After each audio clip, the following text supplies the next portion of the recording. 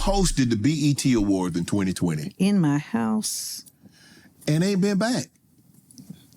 Shannon, let me tell you, can't nobody say you don't put it together. That's why you were so successful on the field. Why ain't nobody told you why you can't host no more? You can't. Well, the internet told me that I haven't been back because I'm not likable.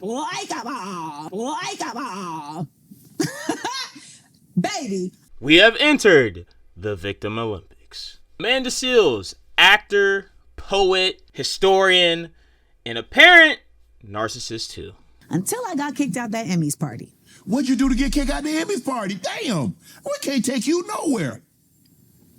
What'd you do? I go to a lot of places because I'm lovable and people like me and I'm delightful. I am delightful. What did you do? I arrived.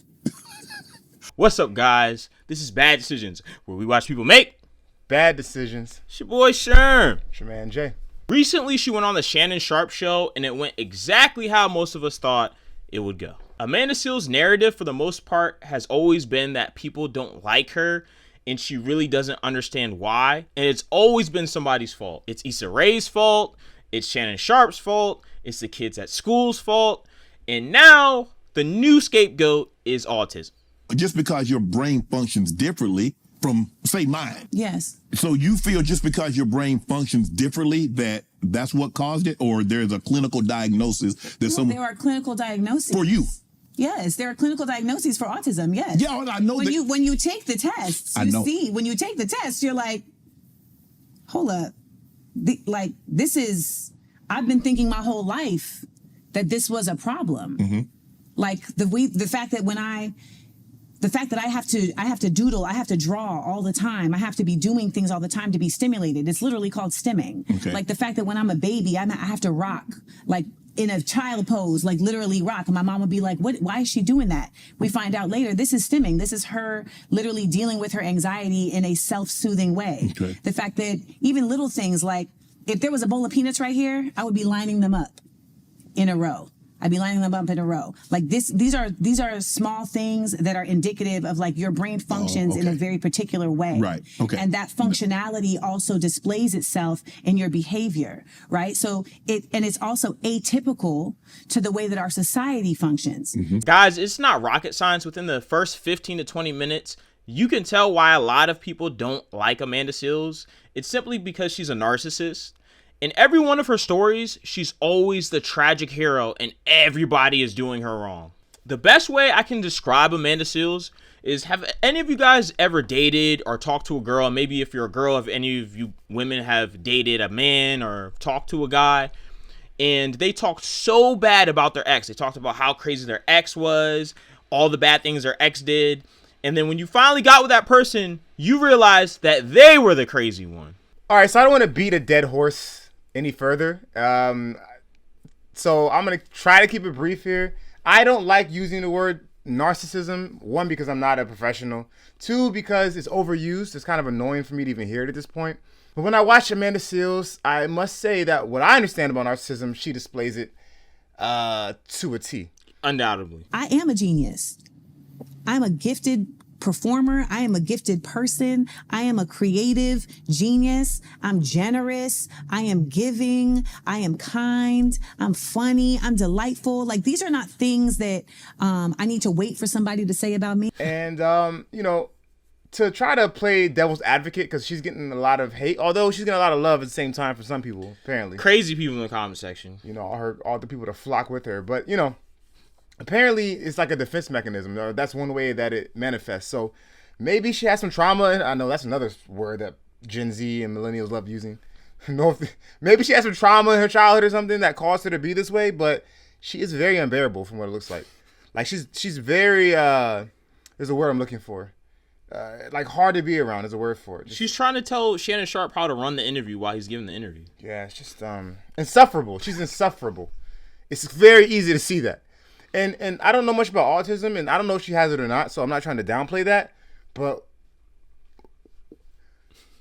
why is she trying to use that as some sort of badge of honor? Not to say that it's bad to be autistic, but she's like... Well, the part that I'm very confused about when I watch the interview is that she's like, well, I don't know why people don't like me. It's because of my autism. But at the same point, she's like, oh, well, people don't like me because of what they're doing. So which one is it? Is it the autism or is it what the other people are doing? Like she's never the problem in any of the situations. Oh, if there was a person, if a lack of accountability was a person, it'd be her. I have not once heard her say she's accountable for anything that's happened to her. Nothing. There's always something outside of her. It's always someone else. Like you said, it's autism, or it's her friends at high school or middle school, or it's because she's actually super light skinned, or it's because she's very intelligent. And the more someone calls themselves intelligent, the less intelligent they seem to appear. So yeah, Elon Musk never has to tell you that he's smart. No, we just know that.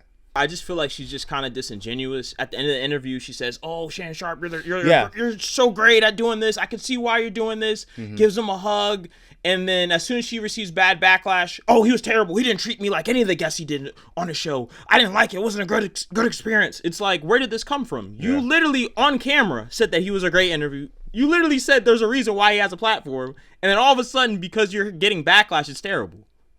It's very disingenuous. I think sometimes, she thinks everybody's out to get her. And so until she's comfortable with you, she's going to keep that guard up. She's going to keep the guard up. Because I asked her for a hug earlier. She's like, nah, I don't hug. I asked her, I said, give me some dap. She ain't want to give me no dap. But once I told her, I said, Amanda, this is a safe space. You can tell your story. Right. She saw it back. She paused. She's like, can I have a hug? And then she was cool. The part that really bothers me about this entire interview is that she has the nerve to blame this all on autism. And then when Shannon Sharp asked her probing questions about her diagnosis to, get a better understanding of, okay, like, why were you diagnosed at 42? And, well, I think she said she was in her 40s, right? Yeah. I don't want to misquote her. But he's asking more probing questions because guess what? He's an interviewer. That's what interviewers do. And she even stated that, like, oh, she's a great interviewer. She's interviewed on a lot of different TV shows, which I've seen personally, which she has. So she should be aware that people are going to ask you probing questions. But she basically tried to shame him for asking probing questions. And then we find out that she wasn't diagnosed at all. Yeah, she was trying to skirt around it for that reason. Because she knew she'd never been diagnosed. You heard her responses to him. Yeah. Talking about, it's a diagnosable thing. Yeah, we know that you can be diagnosed with it. Were you diagnosed with it? It costs $10,000. And then all you see in the comments is like, there are people with autism like, no, it doesn't cost $10,000 to be diagnosed. So, I wonder where she got this autism thing from. Did she search it on WebMD, or she read it into some book and was like, oh, this sounds like me, so I'm autistic? Like, where did that come from? You know what I think she has? Is that she has a list of things that she can strike off as to get away from accountability. And she's pretty much used all the tricks in the book. She's like, I already said I'm black. I already said I'm this. So she's crossed most of it off. She's like, you know what I haven't done? Oh, well, I haven't done disability yet. And then crosses it off. She's an interesting person. I'll say that. Decision makers, this is why it's so important to be careful of people who attach themselves to narratives. Because the thing about her and a lot of people that kind of do that, attach themselves to these big narratives, is that they tend to use it as a scapegoat. So, if you didn't know anything about Amanda Seales and you didn't watch this interview, you might believe some of the stuff that she has to say. Because she tends to attach herself to, okay, this is because I'm very pro-black and I'm very black. But then you sit down and you actually listen to what she's saying. It's it's not because you're black. It's because you're not likable. It mainly boils down to you. Her whole situation with Issa Rae is a black woman. So it's not because she's black, Issa Rae is black. It's not because you're a woman, Issa Rae is a woman. It has to be, at some point in time, you have to realize it's you. Yeah, one of the co-hosts apparently, not co-hosts, one of the co-stars apparently on Insecure. Yeah. Sent a tweet. You saw the tweet? Yeah, I saw the tweet, yeah. I think he summed it up. Yeah, you're getting kicked out of parties. People are writing bad about you in magazines, which the magazines one is subjective because it's Hollywood. That's political. So I can give you a pass on that one. But you have multiple people telling you you're difficult. I mean, I don't understand. At some point in time, do you, why don't you, I don't know, maybe, I don't know if she goes to therapy. It doesn't seem like it. But, I don't know. I don't think she thinks she has a problem. So she's not going to go seek a solution if she doesn't. She thinks she has a problem. It's just the wrong problem. No, she doesn't think that she has a problem. She thinks everyone else has a problem. and can't seem to figure it out. In this interview, she says that autism is a problem. That's why I said she thinks she has a problem. It's the wrong problem. Oh. Nonetheless, guys, so I'm going to say Amanda Seales made a very bad decision. Shannon Sharpe is a great interviewer. There's a reason why people go to his show. I think he asks great probing questions. And I think it's unfortunate that she can't look herself in the mirror and see what she's truly done wrong within her career. Because it's not that she's untalented. I think that she possessed a lot of talent. Like, you don't get as far as she's gotten in the industry being this annoying and still getting jobs for no reason. You know? So, I'm going to say ultimately she made a bad decision. What are you going to say? Good decision, bad decision? Yeah, I would say bad decision. But I wonder how long she keeps those jobs. Because a lot of times what I read about these types of people, a.k.a. narcissists, which again, I hate using that, is that they're very personable to begin with up front. But then after a while, that's when you start to see them, oh, something's a little bit off. Yeah. So, but anyway, bad decision to come on the platform. And I think I don't want to call her a liar, but yeah, bro, I think she's a liar. I think she's lying, but I don't want to call her a liar. But it's a bad look. Yeah. And to then go after the fact, after you gave him a hug and said he was a great person, this, that, and the third, to go online and start to talk trash about him, that's lame. So, bad decision. Yeah. I mean, listen, it seems like she never learns her lesson. No. So I mean, she did the same thing at the Breakfast Club. And multiple times. Yeah, I think it's a wrap. She's just a difficult person. Yeah, it's a wrap. It's done for her. She's a difficult person. She's going to be that angry woman at 90. God willing, she lives that long, and nothing's going to change. And shout out to you, because that's your life, not mine. Yeah. Yeah. You know what I also think is the problem? I think she doesn't get checked a lot. And I think that's why her reaction has been so bad, is that a lot of people have probably given her a pass in life. Like, she has all these bad incidences, but like she keeps getting more. Because I think like, there's one thing is her looks. She's not an ugly looking woman. So she's gonna get by on that. That's number one. And then number two, she actually does have some talent. So it's not like she's untalented. She does have some talents. Now, because she hasn't gotten checked throughout her entire life, I think that's why she's having such a difficulty like responding to it, is because the internet's checking her.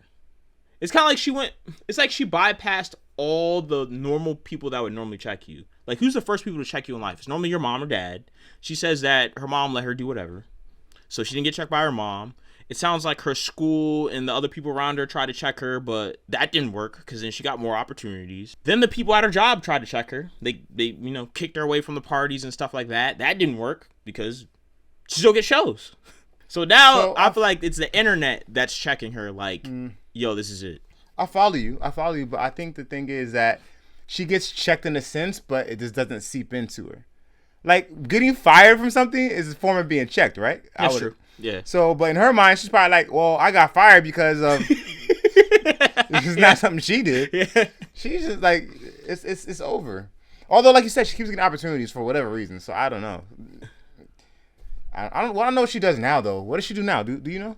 I don't know. I think she might be underneath the category of like just an influencer, I guess. Because I think I think she does comedy. She does her stand up. She does her shows. Like, so she has a lot of different talents that she has. So I mean, I think that's another big thing because she's so varied. Yeah. She can kind of stick herself anywhere. Like, okay, well, I got fired from acting. I'll just do comedy. Oh, well, comedy's not working out. I'll just slide over to social media. Oh, like, she could, That's why. Listen, that's one thing I have to commend her on. That's good about being multifaceted. Mm-hmm. Sorry. Yeah. Maybe her curse is also her gift. Maybe the fact that she doesn't take accountability just makes her not give a F, so she can kind of do whatever. She's fearless. Yeah. But ultimately, guys, this has been bad decision makers.